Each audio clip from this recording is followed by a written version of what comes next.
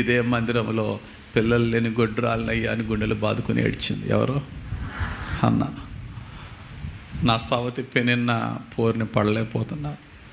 నా పక్కింటి వాళ్ళందరూ కూడా చాలా హింసిస్తున్నారు.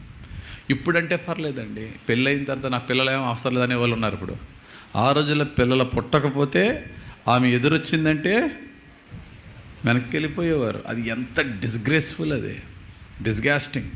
ఈ అవమానాన్ని భరించలేకపోతున్నాను ప్రభా. నువ్వు నాకు కొడుకెత్తే ఆడు ఏదైనా సుఖపెట్టేస్తాడని కాదు ప్రభా, పాలు విడిచిన మరొక దినంలోనే నా కొడుకు నీ పాదాల దగ్గర ఉంటాడయ్యా, నీ మధ్య నేను తీసుకోనయ్యా, నిందన మాత్రం తొలగించాయా అని మొదటి సమూయేలు గ్రంథం 1వ అధ్యాయంలో ప్రార్థన చేసింది. 2వ అధ్యాయం దట్ ప్రేయర్ బికేమ్ ప్రైజ్. పాలు విడిచిన పిల్ల బహుశా 3 సంవత్సరాలకు 4 సంవత్సరాలకు. మనం అంటే ఇక్కడ ఇప్పుడు డాక్టర్లు ఏం చెప్తున్నారు, 6 నెలల పాలు ఉండి చాలు, ఇంక ఫారెక్స్ దింపేయండి అంటున్నాడు. అంతేనా? తల్లి నువ్వు ఎండిపోతావమ్మా, 6 నెలలు చాలు, తర్వాత ఫారెక్స్కి దింపాను. ఆ రోజుల వరకు ఎందుకు, మన పితరుల వరకు వెళ్తే 3 సంవత్సరాలు ఇచ్చేవారు పాలు. అంతేనా? ఎస్. అలాగా హన్న బహుశా సమూయేలుకి 3-4 సంవత్సరాలు పాలు ఇచ్చిన తర్వాత ఎల్కేజీ వయసులో లేక ఫస్ట్ క్లాస్ వయసులో సమూయేలుని తీసుకొచ్చి ఏం చేసింది?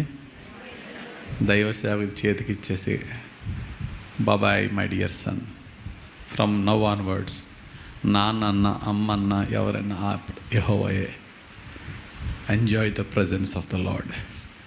ఎంత కష్టం అండి తల్లికి, లేక పుట్టిన కొడుకుని ఇచ్చేసి టాటా చెప్పడం అంటే. ఎప్పుడుకో ఒకసారి, సంవత్సరానికి ఒకసారి ఒక బట్టలు కొనేదట, ఏదో ఒక చిన్న అంగి ఇచ్చేసిందంతే. దేవుడు దానికి అలా ఊరుకున్నాడు. ఆ హన్నానే 6 డజన్ పిల్లలు ఇచ్చాడు దేవుడు. ఆ తర్వాత సమూయేలుతో పాటు కలిపి 6 డజన్ మంది పిల్లల్ని ఇచ్చాడు అంతే. ఎంత గొప్ప దేవుడు! ఆయన రుణపడ్డండి ఎవరికి. ఎంత చేస్తే మనకు ఆయన ఎంత చేసే దేవుడు.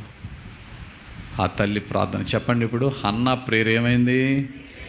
Yes, her prayer became praise. అంతేగాని ఎక్కడ కూడా దేవుడు మనలను దీవించి శాంతి సమాధానాలతో నింపిన తర్వాత